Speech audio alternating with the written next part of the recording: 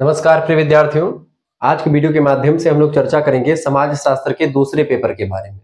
कल आप लोगों ने देखा होगा समाज शास्त्र बी फिफ्थ सेमेस्टर का पहला पेपर, जिसमें हमने क्लासिकल सोशियोलॉजिकल थॉट के बारे में चर्चा किया था। अधिकतर विश्वविद्यालय में वही सिलेबस शामिल होता है। ठीक है, लगभग सभी विश्वविद्यालय में बीए के फिफ्थ सेमेस्टर में शास्त्रीय समाज शास्त्रीय परिचय के बारे में आपको पढ़ना होता है, या किसी उसी को पॉइनर से आप सोशियोलॉजी कह सकते हैं, या जो भी आपका नाम बदल करके रख दिया जाए, बात वही होती है। ठीक है, और रही बात पेपर नंबर 2 की, तो पेपर नंबर 2 में आपको सोशल रिसर्च मेथड, या फिर इसी को आप नाम बदल दे रिसर्च मेथोडोलॉजी इन सोशल साइंस, यानी सामाजिक विज्ञानों में अनुसंधान पद्धति या सामाजिक रिसर्च मेथड, कुछ भी आप कह सकते हैं। ऐसी पद्धतियां जो रिसर्च से रिलेटेड हो और समाज शास्त्र में प्रयुक्त होती हो, उन्हीं के बारे में बेसिकली पढ़ना होता है। तो आज के वीडियो के माध्यम से हम बहुत ही महत्वपूर्ण अति लघु उत्तरीय, लघु उत्तरीय और दीर्घ उत्तरीय टाइप के प्रश्नों के बारे में चर्चा करेंगे, जो कि बीए की फिफ्थ सेमेस्टर सोशियोलॉजी के पेपर नंबर 2 से रिलेटेड होगा, जिसमें आपको पढ़ना है रिसर्च मेथोडोलॉजी इन सोशल साइंसेज। ये बात ध्यान रखेंगे। महासंग्राम रिवीजन क्लास 2026-27 सभी के लिए बहुत ही महत्वपूर्ण लेक्चर है, ये बात आप ध्यान रखेंगे। चलिए चर्चा करने का प्रयास करते हैं और कुछ प्रश्नों को हम समझने का प्रयास करते हैं। बहुत ही बढ़िया क्वेश्चन आपकी स्क्रीन पर आ चुका है। देखिए प्रश्न है और प्रश्न का उत्तर भी यहाँ पर मैंने लिख रखा है। अब इसको देखिए, प्रश्न कुछ ऐसे आएंगे आपसे और प्रश्न बहुत ही बारीकी के साथ मैं आपको समझाने का प्रयास करूंगा। कोई दिक्कत की बात नहीं, परेशान मत होइए। निम्नलिखित अव्यवस्थित प्राप्तांकों से मध्यमान यानी मीन की गणना कीजिए। मीन आपसे पूछा गया, मध्यमान। मध्यमान को बेटा क्या बोलते हैं? मध्यमान को ही माध्य बोलते हैं। औसत, मध्यमान और जो है जिसको कह सकते हैं, क्या कह सकते हैं? माध्य। ठीक है, इसी को हम माध्य के नाम से भी जानते हैं। ठीक है, इसको हम बेटा क्या कहते हैं? इसको हम माध्य भी कहते हैं। माध्य के अलावा हम इसको क्या कहते हैं? इसी को समानांतर माध्य कहते हैं, इसी को मध्यमान भी कहते हैं। माध्य को ही मध्यमान कहा जाता है। ये बात आप ध्यान, क्या कहते हैं? मध्यमान कहा जाता है इसको। ठीक है, और एक होती है माध्यिका। माध्यिका जो होती है उसको मध्यांक कहा जाता है। माध्यिका मतलब होता है मध्य का अंक, यानी बीच के अंक को माध्यिका कहते हैं। ठीक है, यानी मान लेते हैं कि यहाँ पर लिखा हो 1 2 3 4 5, तो 3 जो हो जाएगी वो माध्यिका हो जाएगी। ये बात आप ध्यान, कैसे 3 माध्यिका हो जाएगी? माध्यिका का सूत्र क्या होता है? इसको आप जो है बीच में जो सबसे होता है, दो इधर रहेंगे दो इधर रहेंगे। अब इसी श्रेणी को पहले ऐसे श्रेणी थोड़ी देगा, श्रेणी आपको कैसे बदलनी पड़ेगी इस श्रेणी को, जैसे कि आपको 5 4, ठीक है, 1 3 2 इस तरीके से देगा और कहेगा माध्यिका कौन है। तब माध्यिका ये नहीं निकलेगा। माध्यिका निकालने के लिए क्या होगा? पहले इसको हम आरोही अवरोही क्रम में सजा लेते हैं। मान लेते हैं हम घटते से बढ़ते क्रम में लिखते हैं, तो पहले 1 फिर 2 फिर 3 फिर 4 फिर 5 लिखेंगे। फिर उसके बाद में सूत्र क्या होता है? सूत्र होता है n+1/2 में पद का मान, यानी कि जो है n+1/2, यही जो आपका निकलेगा वही आ जाएगा। n कितना है? 1 2 3 4 5 नंबर है, तो 5 प्लस में 1 हो जाएगा, ये 1 है और प्लस बटा 2, 5 1 6, 6/2 कितना हो जाएगा? 2 3 6 3। तीसरे नंबर पर जो तीसरे पद का मान, तो पहले पद पर कौन सा है? 1 है, दूसरे पर 2 है, तीसरे पर 3 है, यही हो जाएगा तीसरे पद वाला मान। ठीक है, इस श्रेणी से निकाल लेंगे। इधर से भी देखेंगे तो वही पद आएगा, इधर से देखेंगे तो भी वही आएगा। यानी मध्यांक जो होता है एकदम से मध्य का अंक होता है, बीच का अंक होता है, इसी को मध्यांक को माध्यिका भी कहते हैं। माध्यिका का सूत्र होता है n+1/2 में पद का मान। ठीक है, जबकि मध्यांक जो होता है, माध्यिका, मध्यांक और मीडियन, ये अंग्रेजी में मीडियन कहते हैं इसी को। ठीक है, और हिंदी में मध्यांक और माध्यिका भी कहा जाता है। जबकि मध्यमान जो होता है, मीन कहते हैं उसको, अंग्रेजी में मीन कहते हैं, मध्यमान कहते हैं, इसी को हम माध्य कहते हैं। समांतर मध्यमा, समांतर माध्य, समानांतर माध्य, माध्य, या फिर इसी को हम औसत गणित भाषा में, औसत गणित की भाषा में इसको कहते हैं। तो आपसे यहाँ पर पूछा क्या गया? आपसे पूछा गया मध्य, मतलब मध्यांक नहीं, मध्यमान पूछा गया, यानी कि माध्य। ठीक है, समानांतर माध्य। अब आपको श्रेणी दी गई यहाँ पर 21 24 27 29 29 30 32 33 35 38 42 और 45। अब ये श्रेणी आपको दी गई है, इसमें आपको कुछ करना नहीं है। मध्य मान निकालने के लिए आपको कुछ भी नहीं करना होता है कि कोई आगे पीछे करके लिखनी होती है, आरोही अवरोही क्रम में नहीं लिखना होता है। माध्यिका निकालते समय आपको अवरोही आरोही क्रम में लिखना होता है, जबकि समानांतर माध्य निकालते समय, ठीक है, आपको क्या करना है? जितनी भी संख्या दी गई इनको काउंट कर लो पहले। 1 2 3 4 5 6 7 8 9 10 11 12। n बराबर कितना है यहाँ पर? n बराबर 12 हो जाता है, यानी कि 12 n, यानी कि कुल मिलाकर के 12 संख्याएं हैं। ठीक है, और उसके अंदर सभी को जोड़ना पड़ता है। तो n बराबर 12 हो गया। सिग्मा x निकाला। सिग्मा x क्या होता है? सभी संख्याओं का, इसका सूत्र क्या होता है? माध्य का सूत्र होता है, देखिए मैं आपको लिख करके बता दूं, ठीक है। माध्य बराबर क्या होता है बेटा? माध्य बराबर होता है पदों की संख्याओं का योग, यानी कि सिग्मा x को पदों की संख्याओं का योग, यानी कि पदों की संख्याओं का योग, पदों की संख्याओं का क्या होगा? योग होगा बेटा। योग माने जोड़। तो पदों की संख्याओं का जोड़ बटे पदों की संख्या। पदों माने कितने संख्या हैं? पदों की संख्या। लिख डालो भैया, पदों की संख्या। लिखा हमने पदों की संख्या। पदों की संख्याओं का योग बटे पदों की संख्या। पदों की संख्या कितनी है? पदों की संख्याओं का योग। इन सभी संख्याओं को जोड़ डालो भैया। सभी को जोड़ेंगे तो यहाँ पर जोड़ा जोड़ा कितना है? 385 आएगा जोड़ने पर। अब मैं क्यों मेहनत करूं? जोड़ने पर 385 आएगा, आप जोड़ लीजिए कि संख्याओं को जोड़ लीजिए। वैसे अगर जोड़ो तो देखिए 20 20 40 20 23 60 20 चौक 80 20 25 100 20 छक्का 100। अब देखिए यहाँ तक 20 कितना हो जाएगा? 20 20 40, ठीक है। यहां तक मैं जोड़ दे रहा हूं। 9 9 18, 18 और 7 कितना होता है? 18 और 7 18, 18 और 7 कितना हो जाएगा? 25, 25 और 4 29, 29 1 30, 30 के जीरो हासिल है 3, 2 2 4 2 6 2 8 2 10, 10 और 3 13, 130 तो यहीं तक हो गया। आगे जोड़ लो, ठीक है। यहाँ पर 5 5 2 7 7 8 8 7 15, ठीक है। 15 15 5 20 3 20 3 23, 23 और 2, 23 2 कितना होता है भैया? 23 और 2 23 2 25, 25 के 5 हासिल है 2, फिर जोड़ लो 3 3 6 3 9 3 12 3 15, 15 4 19, 19 और 4 कितना होता है? 19 4 23, 23 और 2 कितना होता है? 25। जोड़ डालो कुल 5 5 3 8 और 2 1 3, 385 आएगा। 385 आएगा, इसे जोड़ दे हम, ठीक है। देखा पहले हमें इतने जोड़ देने के बाद और उसके बाद फिर इतने को हमने जोड़ दिया, ठीक है। तो कितना आएगा उत्तर हमारा? 385 उत्तर आ गया। क्लियर? तो यहाँ पर इसी को पदों की संख्याओं का योग कहते हैं कि जितनी संख्या दी जाए उसको जोड़ डालो। जितना जोड़ा तो उसी को सिग्मा कहते हैं। सिग्मा का चिन्ह जो होता है ये जो चिन्हमा बना हुआ बबुआ, ये चिन्ह कौन चीज का चिन्ह है? सिग्मा का चिन्ह है। सिग्मा माने होते हैं जोड़, ठीक है। जोड़े के लिए सिग्मा का चिन्ह प्रयोग करा जाता है। और यक्स माने होता है संख्या, यही नंबर वर्ग जोड़ लियो तो सिग्मा यक्स, ठीक है। यानी पूरा सिग्मा एक्स कितना हो जाएगा? तो माध्य बराबर क्या होता है? पदों की संख्याओं का योग, जिसको सिग्मा एक्स कहते हैं। तो शार्ट में सूत्र ही लिखते हैं। पदों की संख्या को यन कहते हैं, माध्य को यम कहते हैं, ठीक है। यहाँ पर देखेंगे माध्य बराबर क्या होता है? मध्यमान यानी कि मीन। सिग्मा माने होता है योग, यानी कि 10 सर्ण हाफ। एक्स माने प्राप्तांक, यानी जो स्कोर हमको मिलेगा जोड़ने पर उसको यक्स कहते हैं। यन बराबर प्राप्तांकों की संख्या, ठीक है, नंबर ऑफ सोर्सेस। तो इस तरीके से आपने समझा। आप सूत्र में उठा करके धर दो। 385 आपका जोड़ने पर निकला। सिग्मा एक्स यानी कि 385 का बटे कर देंगे कितना? नंबर कितना? 12। 12 से काट डालो इसको भैया, मैं काटता हूं। 385 यहाँ पर निकला था जोड़ने पर, ठीक है। तो सूत्र क्या होता है? यम यानी माध्य बराबर सिग्मा एक्स। सिग्मा एक्स कितना निकला? 385। एक्स कितना है? 12, यानी कि 12 संख्या को मिला करके है। 12 से काट डालो भैया इसको। 12 से काटेंगे कितना हो जाएगा? आप देखिए 12 से काट डालिए इसको। 12 से कटेगा नहीं वैसे तो यहाँ पर आपका काट पीट करके जो निकलेगा कितना निकलेगा? यहाँ पर देखिए 385 बटे 12, और यहाँ से देखेंगे तो यहाँ पर निकलेगा 12। इसे आप वैसे सर्च कर लीजिए। वैसे देखिए 12 के अंदर 12 12 3 36, ठीक है। 36 2 फदिला जाएगा यहाँ से 25 हो जाएगा। 12 दूना 24, ठीक है। तो 32 आ गया। 12 दूना 24, तो 24 के अंदर फिर एक 25 बचता तो एक ही बचेगा यहाँ पर। यहाँ से एक जीरो लेंगे, जीरो बढ़ाएंगे, यहाँ पर 10 हो जाएगा, ठीक है। इस तरीके से और बढ़ाएंगे फिर तो यही थोड़ा बहुत तो जीरो लगा देंगे, ठीक है। यहाँ पर जीरो लगा देंगे, फिर उसके बाद में फिर 8 से कटेगा जा करके 12 8 96 100 हो जाएगा। तो 12 8 96, इस तरीके से आपका चीजें बनती हैं। तो कुल मिलाकर के कहने का मतलब यह है कि 32.083 यहाँ पर आपका 32.08 आ जाएगा, ठीक है। यही हो जाएगा मध्यमान, ठीक है। तो मध्यमान यहाँ पर क्या निकला? 32.08, तो ये निकलेगा मध्यमान। तो ऐसे ही सूत्र आपको दिए जाएंगे, ऐसे ही क्वेश्चन आपको दिए जाएंगे, आपको परीक्षा में हल करने होंगे। ये क्वेश्चन बड़े ही आसान होते हैं, बस आपको आने चाहिए।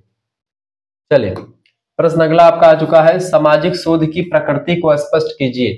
देखिए सामाजिक अनुसंधान की प्रकृति पूर्णतः वैज्ञानिक है, अर्थात सामाजिक अनुसंधान यानी सोशल रिसर्च निश्चितता, कारणता तथा समानता के लक्षण वाले ज्ञान का उस सीमा तक व्यवस्थित ढांचा है कि उसके लिए वैज्ञानिक शब्द उपयुक्त बैठता है। रिसर्च की बात की है, सामाजिक शोध की बात की तो सोशल रिसर्च क्योंकि रिसर्च हमेशा वैज्ञानिक ही होता है। विज्ञान किसको कहते हैं? सुसंगठित, सुव्यवस्थित एवं क्रमबद्ध ज्ञान को विज्ञान कहते हैं। और ऐसे में अगर हम रिसर्च की बात करेंगे, चाहे सामाजिक रिसर्च की बात हो, चाहे किसी भी रिसर्च की बात हो, रिसर्च हमेशा एक वैज्ञानिक प्रक्रिया के द्वारा होता है। और रिसर्च में आप देखते तमाम प्रकार की वैज्ञानिक विधियों का प्रयोग होता है। एक सिस्टम से, एक व्यवस्थित क्रम में हर चीज होती है। ऐसे में सोशल रिसर्च यानी सामाजिक विकास जो सामाजिक जो रिसर्च होता है, सोशल रिसर्च होता है। सामाजिक जो आपका क्या नाम होता है, रिसर्च को हिंदी में क्या कहते हैं? खोज, सामाजिक शोध, शोध। तो सामाजिक शोध जो होता है, सामाजिक अन्वेषण, सामाजिक शोध, सामाजिक खोजबीन, ये सब आपका वैज्ञानिक ही होते हैं। अर्थात सामाजिक शोध की जो प्रकृति है वो पूर्ण रूप से वैज्ञानिक है, यानी कि इसका जो नेचर है सोशल रिसर्च का वो साइंटिफिक है, वैज्ञानिक है। वैज्ञानिक पद्धति पर आधारित होने के नाते, क्योंकि वैज्ञानिक पद्धतियां हैं, अवलोकन, निरीक्षण, परीक्षण, ठीक है, तमाम प्रकार की जो पद्धतियां हो वैज्ञानिक है। वैज्ञानिक पद्धति पर आधारित होने के नाते सामाजिक अनुसंधान, प्रक्षेपण, अवलोकन, परीक्षण और तथ्यों का संकलन, वर्गीकरण और निष्कर्षीकरण की व्यवस्थित विधि को अपनाता है। पहले सामाजिक अनुसंधान के में कौन सी पद्धतियां हैं? जैसे प्रक्षेपण पद्धति हो गई, अवलोकन पद्धति, किसी भी डाटा को, किसी भी रचना को देख करके, सुन करके उसको एकदम से प्रत्यक्ष तरीके से जान करके उसकी रचना को किया जाए, ठीक है, ये बात आप ध्यान रखेंगे। परीक्षण, तथ्यों का संकलन, वर्गीकरण और निष्कर्षीकरण की व्यवस्थित विधि को अपनाता है। सामाजिक अनुसंधान की प्रकृति को निम्न प्रकार से स्पष्ट किया जा सकता है, बात आप ध्यान रखेंगे, ठीक है। बहुत ही बारीकी के साथ चीजों को हम समझ पाएंगे इसमें। चले, तो वैज्ञानिक अनुसंधान पद्धति की जो प्रकृति है वो बिल्कुल वैज्ञानिक है, ठीक है। इसकी कई विशेषताएं हैं। इसकी प्रकृति को इन तमाम पहलुओं के आधार पर स्पष्ट कर सकते हैं। जैसे कि सामाजिक अनुसंधान एक उद्देश्यपूर्ण बौद्धिक प्रक्रिया है। क्या है?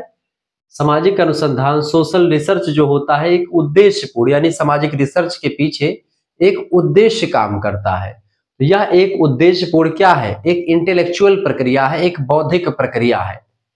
दूसरी बात यह कहता है, क्या कहता है बाबू? यह कहता है यह सामाजिक संबंधों और घटनाओं की व्याख्या करता है। क्या करता है? सामाजिक रिसर्च यानी सोशल रिसर्च सामाजिक संबंधों यानी सोशल रिलेशनशिप एंड सोशल जो घटनाएं होती हैं, सामाजिक घटनाएं, उन घटनाओं की क्या करता है? व्याख्या करता है। साथ ही साथ में सामाजिक अनुसंधान इसलिए वैज्ञानिक है क्योंकि सामाजिक संबंधों के बारे में नई नई जानकारी, नए नए तथ्य को खोज करता रहता है सामाजिक अनुसंधान के द्वारा। इसके अलावा इसको इसलिए वैज्ञानिक भी कहा जाता है क्योंकि सामाजिक अनुसंधान प्राचीन तथ्यों में सुधार करता है। इसके अलावा सामाजिक अनुसंधान कार्य और कारण के बीच में क्या रिलेशन है, उस रिलेशन को फाइंड आउट करता है। तात्पर्य यह है कहने का कि कोई भी कार्य क्यों होता है, उसका क्या कारण है, उस कारण को खोजने का काम सामाजिक अनुसंधान विधियों के आधार पर रिसर्च में करी जाती है। बेसिकली कार्य और कारण के बीच क्या संबंध होता है, कोई घटना क्यों घटित होती है और किस लिए घटित होती है, इसकी व्याख्या, इसकी खोज सामाजिक अनुसंधान करता है, इसलिए वह वैज्ञानिक है। इसके साथ ही साथ सामाजिक अनुसंधान वैज्ञानिक अनुसंधान प्रणाली, साइंटिफिक रिसर्च सिस्टम का उपयोग करके अध्ययन करती है, इसलिए वैज्ञानिक है। सामाजिक अनुसंधान में सांख्यिकीय विश्लेषण होता है, यानी कि इसमें सांख्यिकीय विश्लेषण होता है इसमें, ठीक है। स्टैटिस्टिक्स एनालिसिस किया जाता है, यानी कि माध्यिका, बहुलक, विचलन, इनके आधार पर आप देखते डाटा का विश्लेषण किया जाता है। साथ ही साथ में सामाजिक अनुसंधान में सैद्धांतिक अथवा व्यवहारिक समस्या का समाधान किया जाता है। यानी सामाजिक अनुसंधान में सैद्धांतिक यानी कि एक प्रिंसिपल के हिसाब से, एक व्यवहारिक यानी कि दोनों तरीके से, सैद्धांतिक भी और व्यवहारिक दोनों प्रकार की समस्याओं का समाधान किया जाता है, इसलिए हम कह सकते हैं कि यह वैज्ञानिक है। इसके अलावा सामाजिक अनुसंधान प्राक कल्पनाओं का निर्माण करता है। प्राक कल्पना का मतलब होता है, क्या होता है प्राक कल्पना, कैसे कहते हैं? प्राक कल्पना का मतलब होता है एक ऐसी कल्पना करना, जैसे मानते कोई रिसर्च करता, कोई रिसर्च स्कॉलर जब भी कोई रिसर्च या कोई भी मुद्दे पर उसको रिसर्च करना होता है तो सबसे पहले वो एक सांचा तैयार करता है, एक खाका तैयार करता है कि उसको रिसर्च कैसे कैसे करना है और किस तरीके से करना है। उसका रिसर्च का एक जो मोटिव है वो तो उसको क्लियर ही होता है, साथ ही साथ में रिसर्च जो होगा किन किन तत्वों के आधार पर करेगा, किस तरीके से करेगा, उसका एक साँचा तैयार कर देना, एक मैप आउट या एक उसको तैयार कर लेना कि भाई इसी आधार पर हमको करना है। जैसे कि एक ईंट बनने की जो भट्ठे होते हैं, उसमें सबसे पहले ईंट बनाने के लिए हमको क्या करना होता है, एक साँचा बनाना होता है मिट्टी का, मतलब उसका एक साँचा होता है, प्लास्टिक का कुछ किसी भी तत्व का, उसी में मिट्टी वाला जितना भी वो होता है मिट्टी उसमें भर देते हैं उसी साँचे में, और वो मिट्टी जो होती है उसी साँचे में ढल जाती है और ईंट बन जाती है। एक साँचा बनाते हैं पहले से, किसी भी रिसर्च मतलब रिसर्च स्कॉलर यही करता है, एक साँचा बनाता है कि हमको इस आधार पर चलना है, हमको ये प्राप्त करना है, एक प्राकल्पना बन गई। उसी प्राकल्पना के पद चिन्हों पर चल करके उसी के आधार पर हम आगे बढ़ते हैं और हम देखते हैं जब हमको पूरा परिणाम मिल जाता है, रिसर्च हमारा हो जाता है, हम अपना सिद्धांत दे देते हैं। जब सिद्धांत हम दे देते हैं उसके बाद में इसी प्राकल्पना से हम क्या करते हैं, तुलना करते हैं कि क्या जो हमने सोचा था वो उस परिणाम में मिला कि नहीं मिला, यानी प्राकल्पना जो हमने बनाई थी वो प्राकल्पना पूरी हुई कि नहीं पूरी हुई।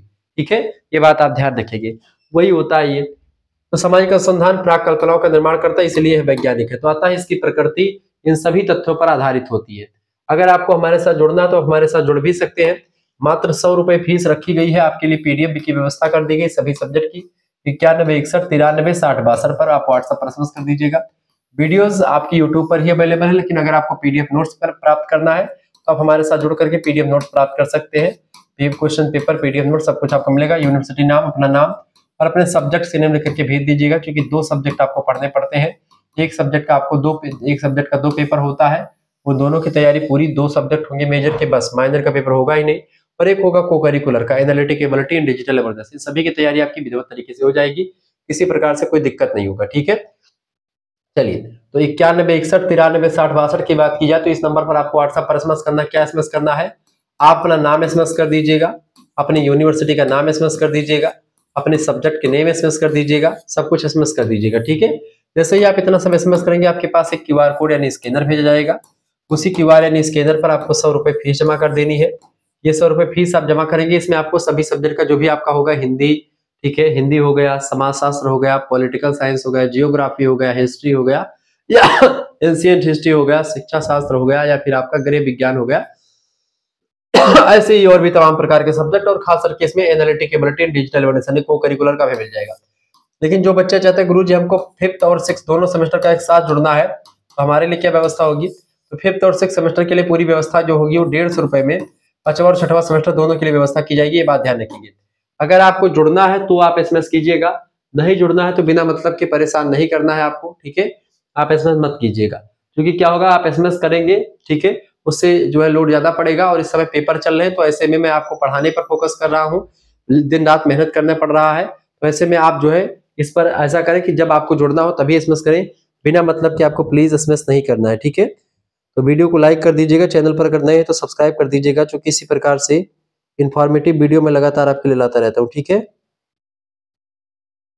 सभी दोस्तों से निवेदन है कि वीडियो को शेयर कर दीजिएगा और लाइक भी कर दीजिएगा, क्योंकि इसी प्रकार से इंफॉर्मेटिव वीडियो में लगातार आपके लिए लाता रहता हूँ। क्लियर, चलिए। तो आप लोगों ने समझा, जिनको भी जुड़ना है वो जुड़ सकते हैं, सभी कुछ मिलेगा। व्हाट्सएप ग्रुप में आपको जोड़ा जाएगा, लाइव क्लास के link, video lecture, PDF note सब कुछ मिलेगा। अगला प्रश्न आपके स्क्रीन पर आ चुका, प्रश्नावली को लेकर के प्रश्न है, प्रश्नावली के गुण और दोष बताइए। प्रश्नावली के गुण और दोष बताने के लिए आपसे पूछा गया है। ठीक है, प्रश्नावली क्या होती है बेटा, प्रश्नावली को अंग्रेजी में क्वेश्चन नायर कहा जाता है। क्या कहा जाता है प्रश्नावली को, प्रश्नावली को क्वेश्चन नायर कहा जाता है अंग्रेजी में, ये बात आप ध्यान रखेंगे। ठीक है, बस ऐसे रुके रहे, थोड़ा सा मैं एक जरूरी काम आ गया उसको कर लो। ठीक है, चलिए।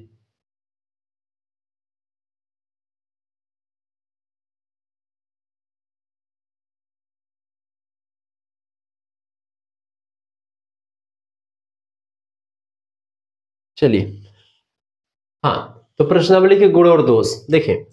प्रश्नावली जो होती है डेटा को इकट्ठा करने की एक टेक्निक होती है, एक तकनीक होती है। ठीक है, प्रश्नावली के माध्यम से कोई भी रिसर्च स्कॉलर क्या करता है, डेटा को इकट्ठा करता है, जानकारी को इकट्ठा करता है, और यही जानकारी उसके रिसर्च में उसकी मदद करती है, प्राक कल्पनाओं के निर्माण में या प्राकल्पनाओं को पूरे करने में इसकी मदद करती है। किसकी मदद करती है?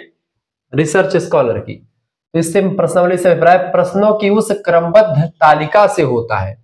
प्रश्नों की एक क्रमबद्ध तालिका होती है प्रश्नावली, जो विषय वस्तु के संबंध में सूचनाएं अर्जित करने में सहयोग देती है। जिस विषय में आपको शोध करना है उस विषय से रिलेटेड जो सूचनाएं या जानकारी होती है उसको अर्जित माने प्राप्त करने के लिए सहयोग देती है। यानी कि हमको किसी भी विषय पर रिसर्च करना है, उसके बारे में हमको जानकारी कहां से मिलती है? प्रश्नावली के माध्यम से मिलती है। प्रश्नावली एक स्थूल उपकरण होता है जिसका लक्ष्य अध्ययनगत विषय से संबंधित तथ्यों का संकलन करना होता है। यानी तथ्य संकलन करना किससे रिलेटेड? जिस के बारे में हम रिसर्च करने जा रहे हैं या रिसर्च कर रहे हैं। प्रश्नावली प्रणाली सामाजिक अनुसंधानों में उस समय बहुत ही उपयोगी सिद्ध हुई है या होती है जब अनुसंधान का समग्र बहुत अधिक विशाल और विस्तृत होता है। यानी कि जब हम कोई भी रिसर्च कर रहे होते हैं और उस रिसर्च का जो टॉपिक होता है वो बहुत ही ज्यादा बड़ा होता है, बहुत ही ज्यादा विस्तृत होता है। इस स्थिति में हमको उसके बारे में जानकारी प्राप्त करने के लिए क्वेश्चननायर प्रविधि का यानी कि प्रश्नावली विधि का प्रयोग करना पड़ता है। साधारणतया किसी विषय से संबंधित व्यक्तियों से सूचना प्राप्त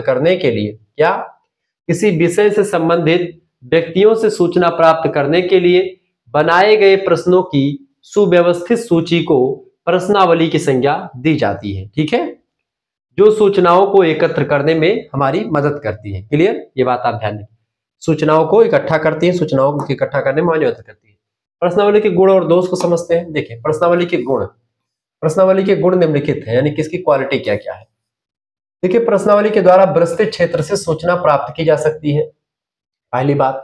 दूसरी बात, इसके द्वारा अन्य भौगोलिक क्षेत्रों के उन व्यक्तियों से भी सूचना ली जा सकती है जिनसे संपर्क नहीं हो सकता, यानी कि जिनसे आपका संपर्क नहीं स्थापित हो पाता है, उनसे भी आप जो है क्वेश्चननायर प्रश्नावली के माध्यम से उनसे जानकारी प्राप्त कर सकते हैं, प्रश्नों की सूची मंगा करके। प्रश्नावली के द्वारा गोपनीयता की रक्षा करते हुए भी सूचनाएं प्राप्त कर सकते हैं आप, जो अन्य साधनों से संभव नहीं होता है। प्रश्नावली के माध्यम से आप गोपनीयता भी बनाए रख सकते हो, चीजों को कर सकते हैं आराम से। इसके अलावा इसमें व्यक्ति को पर्याप्त समय मिलता है, इसलिए व्यक्ति सोच विचार कर उचित उत्तर दे सकता है इसमें। ठीक है, प्रश्न आपके पास होते हैं, उसका उत्तर आपको भरना होता है। प्रश्नावली के द्वारा साक्षात्कार के दोषों से बचा जा सकता है, यानी कि इंटरव्यू लेते समय क्या होता है, बहुत सारे दिक्कत आ जाती है कि आप तुरंत क्वेश्चन पूछते, तुरंत उत्तर देना होता है व्यक्ति को। लेकिन प्रश्नावली में क्या, आप प्रश्नों की सूची बना करके भेज दे उसके पास और वो आपको उसका उत्तर आपके पास भेज देगा।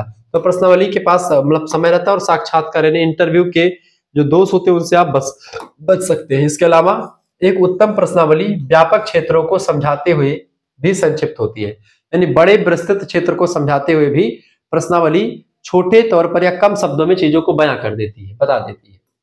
ये भी इसकी क्वालिटी है। प्रश्नावली की छपाई आकर्षक होती है, यानी कि आकर्षक होती है ताकि पढ़ने में इंटरेस्टिंग लगे, मजा लगे, तथा निर्देश पूर्ण रूप से स्पष्ट होने चाहिए। जो भी डायरेक्शन हो वो डायरेक्शन तो पूरी तरीके से एकदम से स्पष्ट होनी चाहिए, ताकि जो इस प्रश्नावली को पढ़ने वाला व्यक्ति पढ़े जिसके लिए आपने भेजा है उसको एकदम से उत्तर वगैरह क्लियर हो और प्रश्न वगैरह सब कुछ क्लियर हो। इसके अलावा प्रश्नावली में महत्वपूर्ण प्रश्न स्पष्ट रूप से विश्लेषित होते हैं तथा एक प्रश्न में एक ही विचार निहित होता है। एक प्रश्न में कई विचार नहीं बल्कि एक ही विचार को निहित किया जाता है। साथ ही साथ में इसमें समुचित व्यवस्थापन एवं विश्लेषण की सुविधा के लिए प्रश्न श्रेणियों में विभक्त किए जाते हैं। ठीक है, तो समुचित व्यवस्थापन और विश्लेषण की सुविधा के लिए प्रश्न क्या होते हैं, श्रेणियों में विभक्त होते हैं इसमें। ठीक है, ये बात आप ध्यान रखेंगे, ये इसकी विशेषता है। अगली विशेषता है, देखिए इसकी जो है गुण है। देखिए, उत्तम प्रश्नावली के प्रश्न वस्तुनिष्ठ होते हैं। वस्तुनिष्ठ माने होता है ऑब्जेक्टिव होते हैं, जैसे कि रैपिड फायर जैसे होता है न्यूज चैनलों पर, वैसे ये सही है कि ये सही है, जैसे ऑब्जेक्टिव क्वेश्चंस होते हैं, ये सही है ये सही, या फिर वन लाइनर क्वेश्चन टाइप के होते हैं कि भाई लिखा होता है। प्रश्नों का क्रम सुगम से कठिन तथा सामान्य से विशिष्ट की ओर होता है। पहले प्रश्न सरल होंगे, फिर धीरे धीरे करके कठिन होंगे, ऐसे ही सामान्य से विशिष्ट की ओर, सुगम से कठिन की ओर। इसमें प्रश्न ऐसे होते हैं जिसमें उत्तरदाता क्षुब्ध ना हो उठे, यानी कि वो आराम से उत्तर दे सके, इत्मीनान से दे सके, उसको ज्यादा दिक्कत का सामना ना करना पड़े। इसके अलावा अच्छी प्रश्नावली का व्यवस्थापन सारणीयन एवं सांख्यिकीय विश्लेषण सुविधाजनक होता है, ये बात भी ध्यान रखेंगे। अच्छी प्रश्नावली विश्वसनीय और वैध होती है, कानूनी तौर पर एकदम से फिट होती है। ये प्रश्नावली की विशेषताएं हो गई। प्रश्नावली की विशेषताएं पूछे, प्रश्नावली का क्वालिटी पूछे, लाभ पूछे, तो ये सब आप लिख सकते हैं। प्रश्नावली के दोष या लिमिटेशंस या सीमाएं पूछे तो आप ये लिख सकते हैं। प्रश्नावली के गुणों के साथ कुछ दोष भी हैं जो निम्नलिखित हैं, जैसे कि बहुधा प्रश्नावली काफी विस्तृत हो जाती है, यानी कि बहुत सारी प्रश्नावलियां क्या होती है, काफी बड़ी हो जाती है। दूसरी बात, प्रश्नावली की शब्दावली भ्रमपूर्ण होती है। कभी कभी क्या होता है कि प्रश्नावली की शब्दावलियां कुछ चीजें समझ में नहीं आती है तो वो भ्रम उत्पन्न कर सकती हैं, ठीक है। और प्रश्नावली काफी विस्तृत हो जाती है कभी कभी, तो ऐसे में दिक्कत का सामना करना पड़ सकता है। इसके अलावा प्रश्नों में अधिकांशता वस्तुनिष्ठता कम हो जाती है, कभी कभी प्रश्न को लेंदी कर दिया, लंबे प्रश्न पूछे जाते हैं तो इससे दिक्कत हो सकती है। इसके अलावा इसमें प्रश्नों का क्रम असंगत होता है, प्रश्नों का क्रम सिस्टम से नहीं होता कि पहला प्रश्न दूसरा प्रश्न, ऐसे कई सारे प्रश्न इकट्ठा या फिर ऊपर नीचे हो सकते हैं। इसके अलावा यह अशिक्षित व कम शिक्षित व्यक्तियों के लिए अनुपयुक्त होती है। जो व्यक्ति खूब पढ़े लिखे हैं वो तो प्रश्नावली को समझ पाएंगे, जान पाएंगे, लेकिन जो व्यक्ति कम पढ़े लिखे हैं वो प्रश्नावली को नहीं समझ पाते हैं। अक्सर सूचनादाता प्रश्नावलियों को नहीं लौटाते हैं। कभी कभी क्या होता है कि प्रश्नावली पहुंच गई लेकिन उसका उत्तर लिख करके नहीं भेजा गया, ठीक है। इस प्रविधि में सूचनाएं अपूर्ण रह जाती हैं, कभी कभी सूचना एकदम से एग्जैक्ट या पूर्णता सूचना नहीं प्राप्त हो पाती। इसके अलावा इसमें अप्रतिनिधित्व पूर्ण निदर्शन होता है, यानी कि अप्रतिनिधि पूर्ण निदर्शन होता है इसमें। इसके अलावा इसमें सामान्य मानक प्रश्नों की कमी होती है, यानी कि स्टैंडर्ड प्रश्नों की कमी होती है इसमें, ठीक है। इसके अलावा भावात्मक प्रेरणा का भी इसमें अभाव होता है, यानी कि इमोशनली कोई कनेक्शन नहीं होता। साथ ही साथ में इसमें अनुसंधानकर्ताओं की अनुपस्थिति होती है, क्योंकि प्रश्नावली भेज दी गई है किसी व्यक्ति के पास, किसी के पास जो उस बारे में जानता हो, तो उस प्रश्नों का उत्तर जो है लिख करके भेजेगा। तो ऐसे में जो व्यक्ति अनुसंधान करता, रिसर्च स्कॉलर है, वो वहां पर जब नहीं जाता तो अनुपस्थिति होती है। इस कारण से उत्तरदाता प्रश्नों का यथार्थ अर्थ उसको समझा नहीं पाता है, जिससे प्रश्न पूछ रहा होता है कि भाई मैं जानना क्या चाह रहा हूँ, ठीक है। इसके जैसे हमारे समक्ष जब उत्तर आते हैं प्रश्नावली, जैसे प्रश्नावली मान लेते हैं, ये प्रश्नावली यानी कि मान लेते पेपर है आपका, ये पेपर है भैया साहित्य शास्त्र हिंदी आलोचना का, ठीक है। ये देखो ये पेपर हिंदी आलोचना का पेपर है। हम मान लेते हैं ये पेपर आपका हो गया। अब इसमें जो प्रश्न पूछा गया है, तमाम सारे प्रश्न है, उस प्रश्न का उद्देश्य क्या है। अगर एग्जामिनर सामने बैठ करके प्रश्न का उद्देश्य, जिस प्रश्न क्यों पूछा गया है उसको बताए तब तो ठीक है। कभी कभी क्या होता है कि प्रश्न का मंतव्य दूसरा होता है और हम उत्तर कुछ लिख और देते हैं, ऐसे में गलत हो जाता है। यही सिचुएशन होती है इसके साथ, प्रश्नावली के साथ। इसके अलावा इसमें यह कहना कठिन होता है कि प्राप्त सूचनाएं शुद्ध व विश्वसनीय है भी अथवा नहीं, जैसा कि उस पद्धति के लिए आवश्यक होता है, ठीक है। तो कहीं ना कहीं पे ये क्लियर बिल्कुल भी नहीं होता। इसके अलावा प्रश्नावली भरने में यदि शीघ्रता अथवा लापरवाही हो तो ऐसी स्थिति में उनकी लिखावटें अत्यंत अस्पष्ट हो जाती हैं, जिससे उनके ऊपर अर्थहीन हो जाते हैं, ठीक है। जिनके उनके उत्तर जो होते हैं, किसके, प्रश्नावली के उत्तर क्या हो जाते हैं, अर्थहीन हो जाते हैं, उनका कोई उत्तर नहीं निकलता। तो प्रश्नावली के गुण और दोष को आपने बड़े आसानी से समझ लिया, बड़ी बारीकी के साथ मैंने आपको बताया। चले आगे देखते हैं, अगला क्वेश्चन आपके स्क्रीन पर आ चुका, फटाफट से आप देखने का प्रयास करेंगे। प्रश्न निदर्शन यानी प्रतिचयन जिसको किसको कहते हैं। देखिए निदर्शन पद्धति वह प्रणाली है जिससे समग्र में से सावधानी पूर्वक कुछ ऐसी इकाइयों को चुन लिया जाता है जो समग्र का उचित प्रतिनिधित्व करती हैं, उसी को हम प्रतिचयन या निदर्शन प्रणाली कहते हैं। प्रतिचयन या निदर्शन प्रणाली को अंग्रेजी में सैंपलिंग कहा जाता है। जैसे मान लेते हैं ये पूरा का पूरा जो ये बोतल है, इसमें जो पानी है, इस पानी की हमको जांच करनी है। इस बोतल में दूध है, इस दूध की हमको जांच करनी है, तो हम एक ढक्कन इसका दूध निकालेंगे, ठीक है, और एक ढक्कन के दूध की क्वालिटी का पता कर लेंगे, और इसी एक ढक्कन दूध की क्वालिटी का पता करके हम पूरे बोतल के जो है दूध की क्वालिटी बता सकते हैं। तो कहने का मतलब ये है कि जैसे मान लेते हैं आपको भारत के बारे में जनगणना का अध्ययन करना है, ठीक है, भारतीय गांवों का अध्ययन करना है, तो हमने उत्तर प्रदेश के 10 गांवों का अध्ययन कर लिया, मध्य प्रदेश के 10 गांवों का अध्ययन कर लिया, ऐसे तमाम प्रकार के राज्यों के 55 अच्छे गांवों का अध्ययन कर लिया, और उसी आधार पर हमने भारतीय गांवों के बारे में विश्लेषण कर दिया। यानी कि हमने पूरे भारत में मान लेते हैं बहुत कम से कम मान लेते हैं 2-3-4 लाख 10 लाख गाँव है, ठीक है, एक जिले में, एक जगहों पर।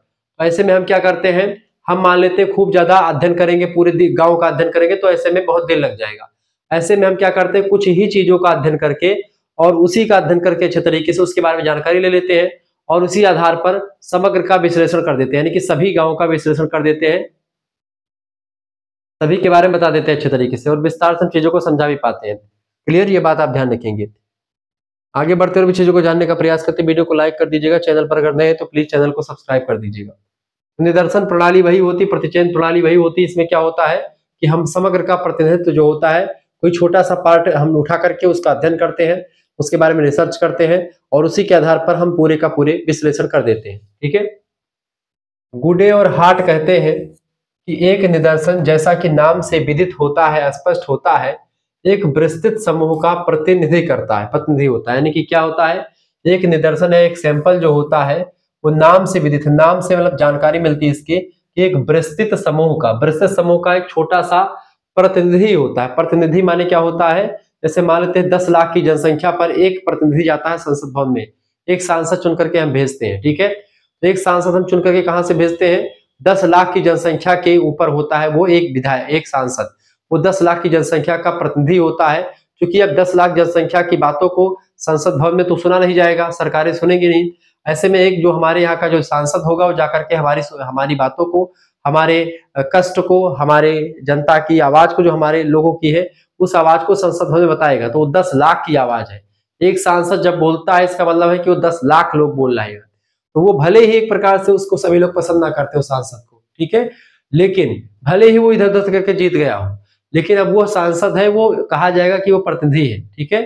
तो कहने का मतलब ये है कि उसी की विशेषता या उसी के आधार पर हम उस क्षेत्र के इलाकों के बारे में जानकारी का पता लगा सकते हैं कि भाई अगर यही व्यक्ति ऐसा है तो इसके इलाके के व्यक्ति भी ऐसे होंगे। ठीक है। या दूध का हम एक छोटा सा सैंपल निकाल करके उसका टेस्ट लेते हैं, लैक्टो में उसको लगाते हैं, डेयरी में लगाते हैं, और उसकी हम फैट यानी वसा को निकाल लेते हैं, और उसी दूध के आधार पर हम पूरे पूरे ड्राम के दूध की क्वालिटी का पता लगा लेते हैं कि भाई ये दूध इतने फैट है, इसमें इतना उसका जो है मूल्य लगेगा। सारी जानकारी दूधिया बता देता है। जब आप कभी डेयरी पर जाते हैं तो डेयरी पर यही चीज होती है, एक निदर्शन वही होता है। ठीक है। ये छोटा सा चीज का अध्ययन कर लो और पूरे विस्तार से बता दो सभी चीजों के बारे में। श्रीमती किम्बल यंग कहती हैं कि एक सांख्यिकी निदर्शन उस संपूर्ण समूह या योग का एक अति लघु चित्र होता है। अति लघु माने वेरी शॉर्ट, एक चित्र होता है जिसमें से कि निदर्शन को प्राप्त किया गया हो। ठीक है। एक सांख्यिकी निदर्शन उस संपूर्ण समूह या योग का एक अति लघु चित्र होता है जिसमें से एक निदर्शन को प्राप्त किया गया हो। स्पष्ट है कि निदर्शन संपूर्ण या समग्र का वह छोटा भाग होता है जो अपने इस छोटे रूप में भी संपूर्ण या समग्र का उचित प्रतिनिधित्व करता है। वास्तव में निदर्शन सदैव समग्र की अपेक्षा छोटा होता है और समग्र का प्रतिनिधित्व करता है, या जिसमें समग्र की विशेषताएं पाई जाती हो, और छोटे से चीज का अध्ययन करके हम समग्र की विशेषताओं को निकाल पाते हैं। इसी को हम जो है बोलते हैं प्रतिचयन या निदर्शन प्रणाली। अगला क्वेश्चन से वर्णनात्मक शोध प्रारूप क्या होता है। वर्णनात्मक में क्या होता है, वर्णन किया जाता है चीजों का। ये शोध का प्रारूप शोध ड्राफ्ट यानी कि रिसर्च ड्राफ्ट, ठीक है, डिस्क्रिप्टिव रिसर्च ड्राफ्ट कहते हैं वर्णनात्मक शोध प्रारूप को। ठीक है। हमारे समाज में अनेक सामाजिक जीवन से संबंधित ऐसे पक्ष होते हैं जिनके संबंध में भूतकाल में किसी प्रकार का अध्ययन नहीं किया गया होता है। इस स्थिति में वास्तविक तथ्यों का संकलन जिस शोध के आधार पर किया जाता है वह वर्णनात्मक शोध कहलाता है। क्या क्या होता है, हमारे समाज में अनेक सामाजिक जीवन से संबंधित ऐसे पक्ष होते हैं जिनके संबंध में भूतकाल में किसी भी प्रकार का कोई अध्ययन नहीं किया गया, यानी कोई ऐसा मुद्दा जिस पर कोई अध्ययन ना किया गया हो। ठीक है। और जब हम इसी स्थिति में क्या होता है, हम वास्तविक तथ्यों का संकलन करते हैं उसके बारे में, उस तथ्य के बारे में, उस पक्ष के बारे में, और जिस शोध के आधार पर जो है हम अध्ययन करते हैं, तो वास्तविक तथ्यों का संकलन जिसके आधार पर करते हैं वो सब वर्णनात्मक शोध के अंतर्गत आता है, यानी कि उसको हम डिस्क्रिप्टिव रिसर्च कहते हैं। अगला क्वेश्चन आ चुका है, वैयक्तिक अध्ययन पद्धति क्या है। केस स्टडी मेथड, वैयक्तिक अध्ययन पद्धति को अंग्रेजी में केस स्टडी मेथड के नाम से जानते हैं। जब किसी वस्तु, किसी व्यक्ति, किसी भी चीज या किसी भी घटना का उसका पर्सनली जो है उसका अध्ययन किया जाता है, एकदम डीपली रिसर्च किया जाता है उसके बारे में, एकदम से घुस करके अंदर एकदम से उसके बारे में, एक ही व्यक्ति के बारे में, एक ही घटना के बारे में, एक ही इकाई के बारे में अध्ययन करते हैं, उसी को केस स्टडी कहते हैं। वैयक्तिक अध्ययन का अभिप्राय किसी एक सामाजिक इकाई से संबंधित संपूर्ण पक्षों का अत्यंत व्यापक तरीके से, सूक्ष्म तरीके से और गहन अध्ययन करना होता है। किसी भी चीज का, किसी पर्टिकुलर चीज का अध्ययन हेतु चयनित सामाजिक इकाइयां, कोई एक व्यक्ति का अध्ययन हो सकता है इसमें, ठीक है, किसी एक समूह का अध्ययन हो सकता है, किसी एक संस्था का अध्ययन हो सकता है, किसी एक समुदाय का अध्ययन हो सकता है, किसी एक जाति का अध्ययन हो सकता है, किसी एक राष्ट्र का अध्ययन हो सकता है, एक सांस्कृतिक क्षेत्र अथवा इतिहास का कोई युग भी हो सकता है जिसका हम अध्ययन करें। ठीक है। तो कोई एक का ही अध्ययन करेंगे, उसके और भी पार्ट होंगे लेकिन उसका हम अध्ययन नहीं करेंगे, केवल एक ही चीज का अध्ययन करेंगे। तब ऐसे इसी चीज को हम वैयक्तिक अध्ययन पद्धति के नाम से जानते हैं। परीक्षा में प्रश्न हमेशा यहां से पूछा जाता है, ध्यान रखेंगे। गुडे और हार्ट कहते हैं कि यह सामाजिक तथ्यों को संगठित करने की क्या है, एक विधि है, एक मेथड है। कौन? सामाजिक जो वैज्ञानिक अध्ययन पद्धति वो क्या है, वो सामाजिक तथ्यों को इकट्ठा करने की, संगठित करने की एक क्या है, एक मेथड है, एक विधि है, ताकि अध्ययन की जाने वाली सामाजिक विषय वस्तु के वैज्ञानिक गुण क्या हो सके, सुरक्षित रह सके। ठीक है, तो यह सामाजिक तथ्यों को संगठित करने की एक विधि है ताकि अध्ययन की जाने वाली सामाजिक विषय वस्तु के वैज्ञानिक गुण सुरक्षित रह सके, ताकि उसी के बारे में विस्तार से अध्ययन करेंगे, डीप में अध्ययन करेंगे तो वैज्ञानिक तथ्यों के साथ अध्ययन करेंगे और उसके बारे में वैज्ञानिक तथ्य भी हमारे सामने आएंगे। आगे देखते हैं, अगला प्रश्न आपका है पीबी यंग। पीबी यंग के अनुसार वैयक्तिक अध्ययन पद्धति की परिभाषा को देते हुए पीबी यंग कहते हैं कि वैयक्तिक अध्ययन पद्धति किसी सामाजिक इकाई के जीवन की खोज तथा विवेचना की पद्धति है। क्या? वैयक्तिक अध्ययन पद्धति किसी सामाजिक इकाई के जीवन की खोज तथा विवेचना की क्या है, एक पद्धति है, एक मेथड है। भले ही वह इकाई व्यक्ति हो कोई, भले ही वह इकाई कोई परिवार हो, भले ही वह इकाई कोई संस्था हो या सांस्कृतिक समूह हो अथवा संपूर्ण समुदाय हो। ठीक है, तो कोई भी इकाई जो होती है, भले ही इकाई व्यक्ति हो, परिवार हो, संस्था हो, सांस्कृतिक समूह हो या संपूर्ण समुदाय हो, उसके बारे में एकदम डीपली रिसर्च करना होता है। इसमें व्यक्तिगत अध्ययन पद्धति में उसमें घुस करके पूरा एकदम से सूक्ष्मतम जानकारी उसको प्राप्त करना होता है। इसी को बोलते हैं केस स्टडी मेथड। सामाजिक वैज्ञानिक अनुसंधान में व्यक्तिगत अध्ययन पद्धति एक अति प्राचीन अध्ययन पद्धति होती है, बहुत दिनों से चलती आ रही है। आगे देखेंगे अगला प्रश्न। अगला प्रश्न है सहभागी अवलोकन क्या होता है। ठीक है, सहभागी अवलोकन से तात्पर्य ऐसे निरीक्षण से होता है जिसमें निरीक्षणकर्ता उस समूह में जिसका कि उसे विशेष अध्ययन करना है उसी में जाकर के वो बस जाता है। सहभागी अवलोकन में क्या होता है, जैसे किसी गांव का अध्ययन करना है तो उस गांव में जाकर के अध्ययन करता रहता है पहले कुछ दिनों तक, रहने के साथ साथ वह गांव में घुल मिल जाता है कुछ दिन के बाद, और घुल मिल करके फिर वो अध्ययन करना उसी वहीं में स्टार्ट कर देता है। ऐसे अवलोकन को सहभागी अवलोकन कहते हैं। साथ साथ रह करके कुछ दिनों तक रह करके जब उसको लगे कि भाई पूरी चीज जान गया है तो वही उसके बाद में फिर वो रिसर्च ऐसे साथ साथ करता रहते हुए। ठीक है, जैसे बहुत सारे खुफिया एजेंसी के जो वो होते हैं, वो पहले जाते हुए पर बसते रहते हैं, कुछ दिनों तक रहते हैं, लगातार रहते हैं, उसके बाद में फिर वो चीजें होती हैं। तो कहीं ना कहीं पे आप देखेंगे कि सहभागी अवलोकन से तात्पर्य ऐसे निरीक्षण से होता है जिसमें निरीक्षणकर्ता क्या करता है, उस समूह में जाकर के जिसका उसको अध्ययन करना, जिस समूह का अध्ययन करना उसी समूह में जाकर के पहले वो बस जाता है और उस समूह की सभी क्रियाओं में समूह के सदस्य के रूप में भागीदार बनता है। यानी समूह में जो भी कार्य एक समूह का सदस्य करता है वही काम वो भी करता है, पूरा भागीदारी निभाता है और साथ ही साथ में निरीक्षण भी करता रहता है भागीदारी निभाते वक्त। तो इसी को हम बोलते हैं सहभागी परीक्षण या सहभागी निरीक्षण। ठीक है, प्रोफेसर जॉन मैच ने कहा है कि जब निरीक्षणकर्ता के हृदय की धड़कनें समूह के अन्य व्यक्तियों के दिलों की धड़कनों से मिल जाती हैं और बाहर से आया हुआ कोई अनजाना नहीं रह जाता, तो जानना चाहिए कि वह व्यक्ति सहभागी निरीक्षणकर्ता की संज्ञा पाने का अधिकारी है। कहने का मतलब यह है कि जब निरीक्षणकर्ता के हृदय की धड़कनें समूह के अन्य व्यक्तियों की दिलों की धड़कनों से एकदम से मिल जाती, मैच कर जाती हैं, समूह के अन्य सदस्य जो है और वो व्यक्ति जो बाहर से आया वो एकदम से मिल करके उसी समूह के जैसा हो जाए। ठीक है, अभी एक मूवी आई थी परम सुंदरी करके। ठीक है, तो परम हीरो का नाम रहता है और सुंदरी रहता है हीरोइन का नाम।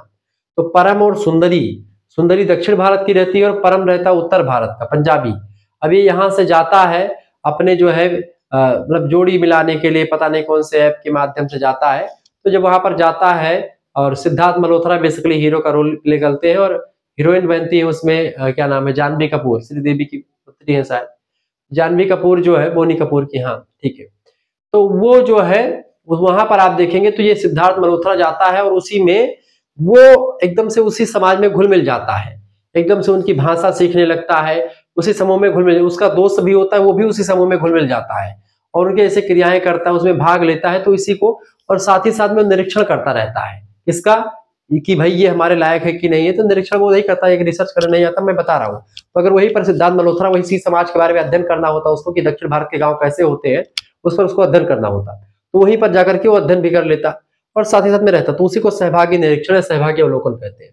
तो जब दिल से दिल मिल जाते हैं वहां पर, जैसे उस व्यक्ति का दिल उस व्यक्ति के दिल से एकदम से लगता है कि हाँ ठीक है, और वह बाहर से आया हुआ कोई अनजान व्यक्ति नहीं रह जाता, सभी को लगता है कि हाँ ये भाई अपने यहाँ का ही है, तो जानना चाहिए कि वह व्यक्ति सहभागी निरीक्षणकर्ता की संज्ञा पाने के अधिकारी हो गया है।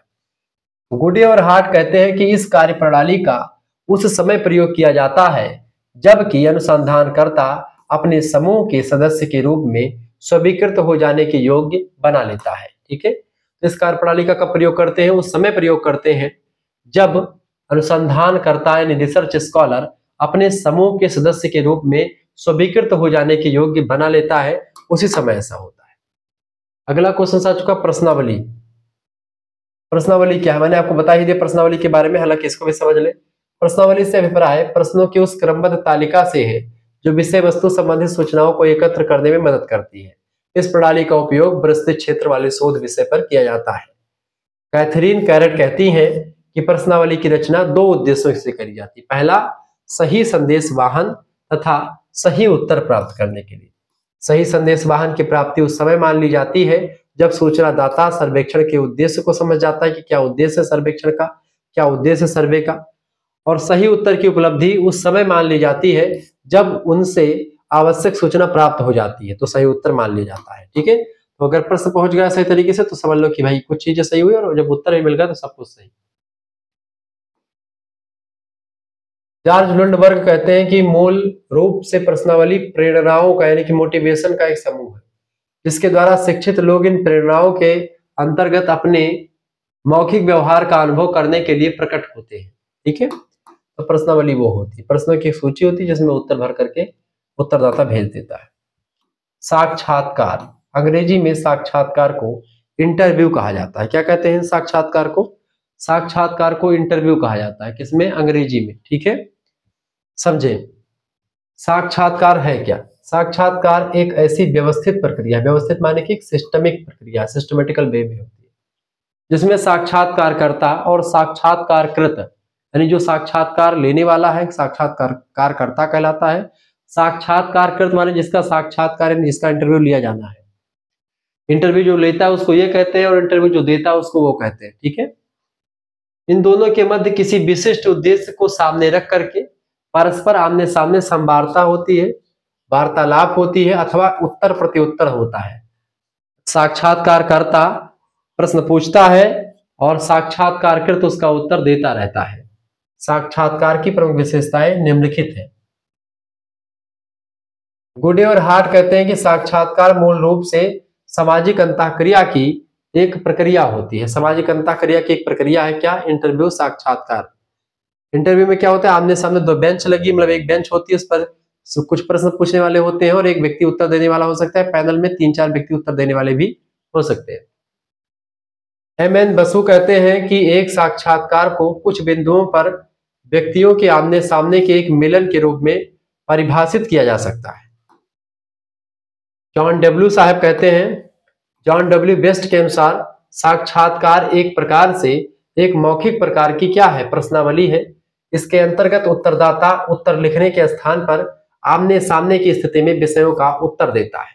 ठीक है, संक्षेप में कह सकते हैं कि साक्षात्कार विशिष्ट उद्देश्यों की प्राप्ति हेतु साक्षात्कारकर्ता तथा साक्षात्कारकृत के मध्य प्रत्यक्ष वार्तालाप अथवा अंतरक्रिया की एक क्या होती है? प्रक्रिया होती है। क्लियर? क्या होती है? साक्षात्कार विशिष्ट उद्देश्यों की प्राप्ति के लिए, कुछ उद्देश्य होते हैं जो विशिष्ट होते हैं, उसकी प्राप्ति के लिए साक्षात्कारकर्ता और साक्षात्कारकृत के बीच प्रत्यक्ष यानी कि सामने सामने बैठ करके वार्तालाप होता है। ठीक है, वो उनकी नजरें मिला करके आई कांटेक्ट भी होता है, साथ ही साथ में अंतर क्रिया की एक प्रक्रिया होती है। इसी को इंटरव्यू या साक्षात्कार कहते हैं। अगला क्वेश्चन आ चुका, माध्य किसे कहते हैं? माध्य का सूत्र भी मैंने आपको बताया था, माध्य और माध्यिका। माध्य क्या होता है? माध्य, किंग कहते हैं कि समंक माला के पदों को के जोड़ में उसकी संख्या के द्वारा भाग देने से जिस राशि की प्राप्ति होती है उसको ही माध्य के रूप में परिभाषित किया जा सकता है। यानी कि माध्य क्या होता है? दी गई संख्याओं का कुल योग बटे कुल संख्या। ठीक है, जैसे मान 10 संख्या है, 10 को जोड़ डालो और फिर कितनी संख्या? 10 से भाग दे दो। जो भी निकलेगा वही समानांतर माध्य होगा। समानांतर माध्य को औसत भी कहा जाता है गणित में। Equal distribution is called average, बराबर बराबर भागों में बांटना ही औसत कहलाता है। ठीक है, तो ये होता है समानांतर माध्य। अगला विद्वान है चौधरी और घोष। घोष और चौधरी कहते हैं कि माध्य एक ऐसी अकेली सरल अभिव्यक्ति है। क्या है? माध्य एक ऐसी अकेली सरल अभिव्यक्ति होती है जिसमें एक जटिल समूह या विशाल संख्याओं का वास्तविक परिणाम अथवा सार केंद्रित होता है। जटिल समूह या विशाल संख्याओं का वास्तविक परिणाम अथवा सार केंद्रित होता है, उसी को हम मध्यांक कहते हैं। ठीक है, सॉरी मध्यमान कहते हैं। मध्यांक तो माध्यिका होती है। क्लार्क और सैकाडे कहते हैं कि माध्य संपूर्ण संख्याओं का विवरण प्रस्तुत करने के लिए एकमात्र संख्या को प्राप्त करने का एक प्रयत्न होता है। इस तरीके से माध्य की परिभाषा आपने समझी। माध्य अगर मैं आपको बताऊं कैसे होगा, मान लेते हैं 3, 6, 5, 4, 1, ये 5 संख्या मान लेते हैं दी हुई है। अब इन 5 संख्याओं का पूछा गया कि माध्य निकालिए कि समानांतर माध्य क्या होगा। अब माध्य देखो कितनी संख्या, 1, 2, 3, 4, 5, कितनी संख्याएं बेटा? 5 संख्याएं हैं। और जोड़े कितना हो जाएगा? 3 6 3 9 5 14, 14 1 15 और 4 19। एक और कर लीजिए, यहाँ पर एक संख्या और डाल लीजिए, एक और कर लीजिए, छोड़ दीजिए। ऐसा कर लीजिए जो 5 से कट जाए, मान लेते 6 संख्या हो गई। अब इसको जोड़ते हैं, यहाँ पर अब हम 2 कर लेते हैं। ठीक है, यहाँ पर हम 6 कर लेते हैं और 6 हो गया है आपका। यहाँ पर हम लेते मान लेते 7 कर लेते हैं। ठीक है, यहाँ पर 1 है 7 है। अब इनको जोड़े कितनी संख्या हो गई आपकी? 1 2 3 4 5 6 7, कितनी संख्या हो गई? 7 संख्या। अब देखते कटता है कि नहीं कटता। ना ही कटेगा कोई दिक्कत नहीं, जोड़ देंगे। अब इन सभी संख्याओं को जोड़ दीजिए। 3 2 5, 5 6 5 कितना होता है? 3 2 5 6 5 11, 5 11 5 कितना होता है? 16 16 4 20, 20 और 1 कितना होता है? 21, 21 और 7 कितना होता है? 28, 28 हो गया। पूरा जोड़ कितना हो जाएगा? सभी संख्याओं का योग है 28 बटे कुल संख्या। कुल संख्या कितनी? 1 2 3 4 5 6 7 संख्याओं की संख्या 7 है। भाग दे दो 7 से। 1 7 एकम 7 7 के 7 चौक 28, 7 चौक 28, क्या 4 से आपका कट गया। अतः समानांतर माध्य कितना होगा? 4 होगा यहाँ पर। अब मान लेते हैं 4 हो गया, 4 तो उत्तर निकल आया। अब यहीं पर देखो, मान लेते हैं कि इतने लोग हैं। मान लेते हैं A B C D E F G, 7 लोग कुल मिला करके हैं। अब 7 लोगों में बराबर बराबर हमको पैसा बांटना है। तो ये कितनी, मतलब मान लेते हैं ए के पास 2 रुपया है, बी के पास 3 रुपया है, सी के पास 6 रुपया है और डी के पास 5 रुपया है, ई के पास 4 रुपया है, एफ के पास 1 रुपया है और जी के पास 7 रुपया है। अब ऐसा करें कि ये A B C D E F G इन सभी में बराबर बराबर पैसा बट जाए। तो इसको बराबर बराबर बांटने के लिए हमको माध्य का निकालना पड़ता है। माध्य जिसको औसत कहते हैं। निकालते कैसे? सभी संख्याओं को जोड़ लो, कितने लोग हैं उसे बांट दो। ठीक है, सभी के पास कितने पैसे के पैसा है। अब अगर हम 4 रुपए इन 7 लोगों को दे देंगे तो सभी को बराबर हो जाएगा। 4 रुपए दे दो, 7 व्यक्ति 4 दे दो, कितना रुपया हो जाएगा? 28 रुपया। ठीक है, और सभी का जो रुपया हमने जोड़ लिया तब कितना हुआ था? 28 ही हुआ था। यानी कि माध्य यही होता है। क्लियर? अब समझते हैं हम अगला प्रश्न, माध्यिका। माध्यिका का हुआ थी भैया, यह का देखो तनी। माध्यिका, माध्यिका का अंग्रेजी में मीडियन कहा जाता है और इसका सूत्र होता है n+1 बटे 2वें पद का मान। 2वें पद का मान। ठीक है, यमन का हुआ थे बाबू, यमन आपका यक अवधि सूत्र में रहा था। ये कहूं सल क्लास आवत नहीं सूत्र में भैया माने कितना संख्या दी नहीं, वह संख्या वाले के या उमन जोड़ के 2 से भाग दे दो, जो निकले वही पद पे जो संख्या हुए सीरीज में आपके, वह मान लो कि हो माध्यिका। हम समझाए थे पहले, समझो हुए का। जब किसी समंक माला को आरोही या अवरोही क्रम में, यानी घटते बढ़ते क्रम में लिखो, चाहे बढ़ते से घटते क्रम में लिखो, रख करके मध्य पद को ज्ञात किया जाता है, तब उस मध्य पद के मूल्य को ही माध्यिका कहा जाता है या इसी को मध्यांक भी कहते हैं। उदाहरण के रूप में किसी परिवार के 9 सदस्यों को उनकी आयु के अनुसार खड़ा किया जाए तो 5वें सदस्य की आयु माध्यिका कहलाएगी। यानी 5वां सदस्य जो होगा कि उसके 4 आगे होंगे और 4 पीछे होंगे, उसी को माध्यिका कहेंगे या मध्यांक कहेंगे। अब इसको मैं थोड़ा सा हल करने का प्रयास करता हूं कि सूत्र में मान लेते हैं, मैं सवाल लेता हूं आपको। 3 5 6 7 2 1, ठीक है, और 4।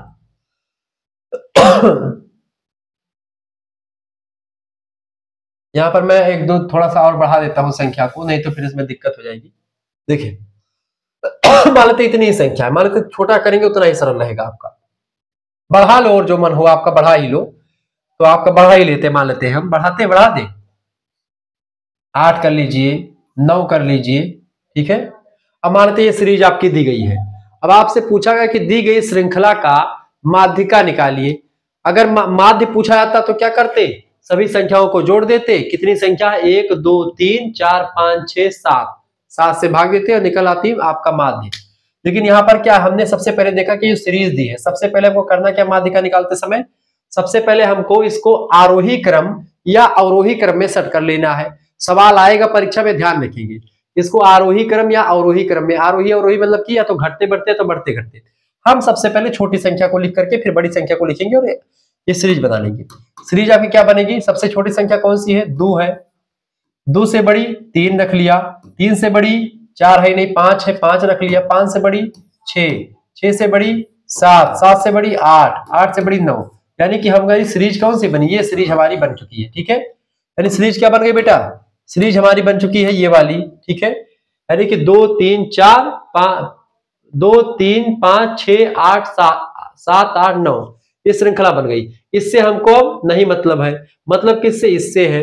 अब यहाँ पर हमने देखा कितनी संख्या, 1 2 3 4 5 6 7, 7 संख्या हो गई ना, 7 संख्या है बेटा। अब हम क्या करेंगे, सूत्र क्या होता है, n+1 बटे 2वां पद। अब देखिए n क्या है यहाँ पर 7, यानी कितनी संख्या 7, n बराबर नंबर, तो 7 + 1 कर दो बटे 2 कर दो, 7 1 कितना होता है 8, 7 और 1 8, 8 बटे 2, 2 चौके 8, 4 आ गया। वैसे इस श्रृंखला में साफ साफ दिख रहा है यहाँ पर 4 नहीं होगा, माध्यिका 4 नहीं होगी यहाँ पर, चौथे पद का मान, चौथे पद का मान, इसीलिए इसको आरोही क्रम में लिखते हैं, चूंकि वो सीरियल से मिल जाए। चौथा पद कौन सा है, 1 2 3 4, यानी चौथा पद आपका 6 है, यानी माध्यिका कितनी होगी, 6 हो जाएगी माध्यिका। चौथे पद का मान है 4, उत्तर नहीं होगा, चौथे पद का मान, चौथे पद पर 6 है तो 6 उत्तर हो जाएगा। वैसे भी आप देखेंगे इसमें सीरीज अगर इकट्ठा आपने कर लिया और जितनी छोटी सीरीज होगी तो आपका बीच का पद वैसे दिखाई पड़ जाता है, क्योंकि 3 इसके माध्यिका में 3 इसके आगे रहेंगे, 3 ही पीछे रहेंगे और बीच में रहेगा 1। 4 रहेगा तो 4 आगे रहेगा तो 4 ही संख्या पीछे रहेगी, ऐसे 5 इधर रहेगा तो 5 उधर रहेगी। बीच के अंक को ही मध्य अंक कहते हैं, उसी को माध्यिका कहते हैं। मध्य अंक बोलो चाहे माध्यिका बोलो चाहे मीडियन बोलो, बात एक ही होती है बेटा, ये बात ध्यान। इसको निकालने के लिए n+1 बटे 2वें पद का मान, ठीक है, n+1 बटे 2वें पद का मान कौन सा आ गया, चौथे पद का मान 6 आ गया, हमने लिख दिया यहाँ पर। आगे बढ़ते हैं और अगला प्रश्न। प्रश्न अगला है, सामाजिक अनुसंधान के चरण कितने चरण होते हैं। सामाजिक अनुसंधान के कई चरण होते हैं। सामाजिक अनुसंधान के प्रमुख सोपान निम्न है। कई सारे चरण है सामाजिक अनुसंधान के, सोशल रिसर्च के। जैसे कि पहला किसी विषय का निर्वचन किया, निर्वचन माने होता है, निर्वाचन माने चुनाव करना। किस विषय पर आपको शोध करना है, सबसे पहले तो वह डिसाइड करें कि हमको शोध करना है तो किस पे करना है, ठीक है। तो पहला काम वही होता है। दूसरा काम होता है हमारा अनुसंधान के क्षेत्र का निर्धारण कर लेना, किस क्षेत्र में हमको रिसर्च करना है, कहाँ रिसर्च करना है, इसको हम डिसाइड कर ले। फिर उसके बाद में साहित्य का पुनरावलोकन कर ले।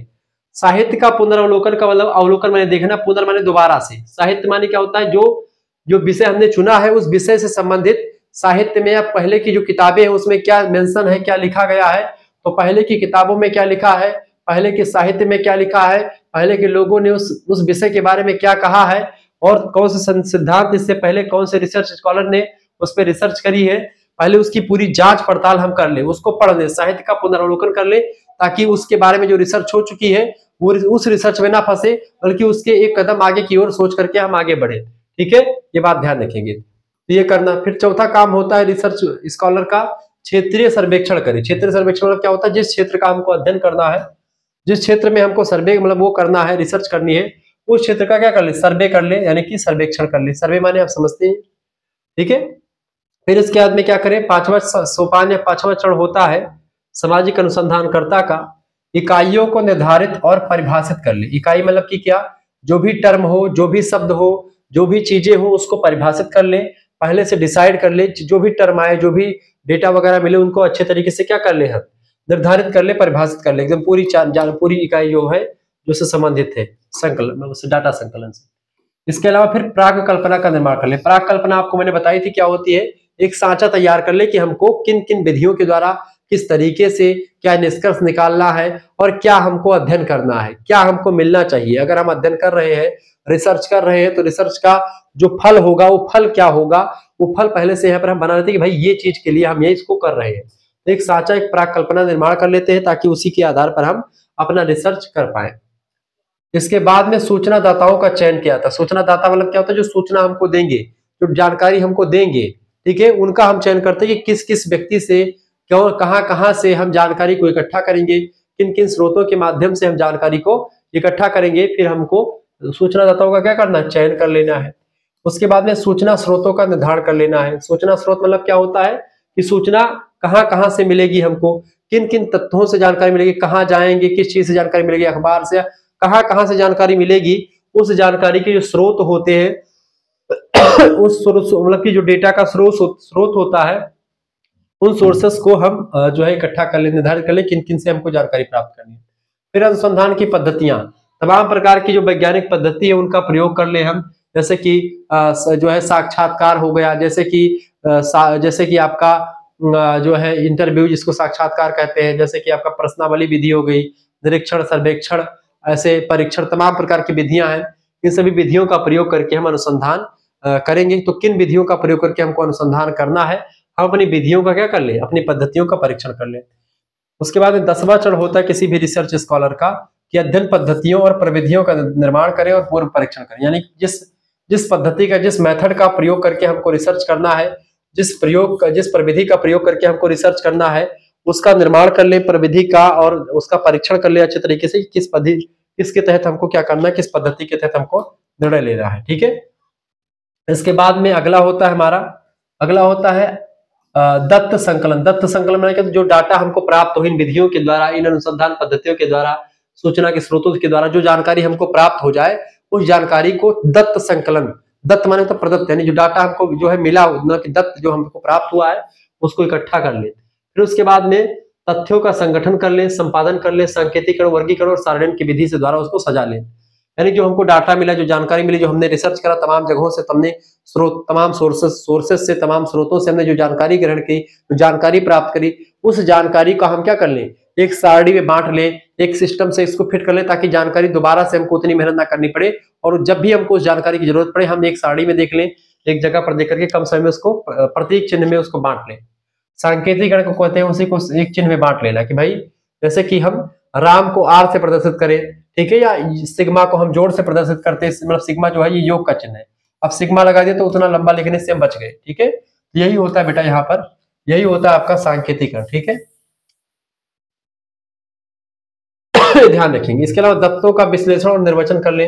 दत्त यानी जो जानकारी है, जो डाटा हमको, जो सूचनाएं मिली है, जो हमको डाटा मिला है, उस डाटा का हम क्या कर ले, एनालिसिस कर ले, यानी विश्लेषण कर ले, और उसका हम क्या कर ले, निर्वाचन चुनाव कर ले, कौन सा डाटा हमारे रिसर्च के लिए अच्छा है, कौन सा डाटा हमारे रिसर्च के लिए नहीं अच्छा है, उसका विश्लेषण, निर्वाचन करके उसको सटीक तरीके से उसको इकट्ठा कर ले। तथ्यों का सांख्यिकीय विश्लेषण प्रस्तुत करें। आप तथ्यों का क्या करें, सांख्यिकीय विश्लेषण प्रस्तुत करें, यानी कि एक जो स्टेटिस्टिकल जो आपका रिसर्च मतलब वो होता है, विश्लेषण होता है, एनालिसिस होता है, वो करें, ताकि एकदम से डाटा एकदम सही जानकारी को दे, यानी एकदम से वैज्ञानिक तथ्य हो। ठीक है। इसके बाद में फिर अनुसंधान प्रतिवेदन का प्रस्तुतिकरण करें, यानी अनुसंधान का जो आपने प्रतिवेदन, जो खाका तैयार किया है, जो रिसर्च आपने की है, उसका जो रिपोर्ट है, प्रतिवेदन रिपोर्ट, उस रिपोर्ट को प्रस्तुत करें फिर, ठीक है, अपने प्रोफेसर के सामने या किसी के सामने जिसके लिए आपने तैयार किया है, जो आपकी इसको जांचेगा। ठीक है।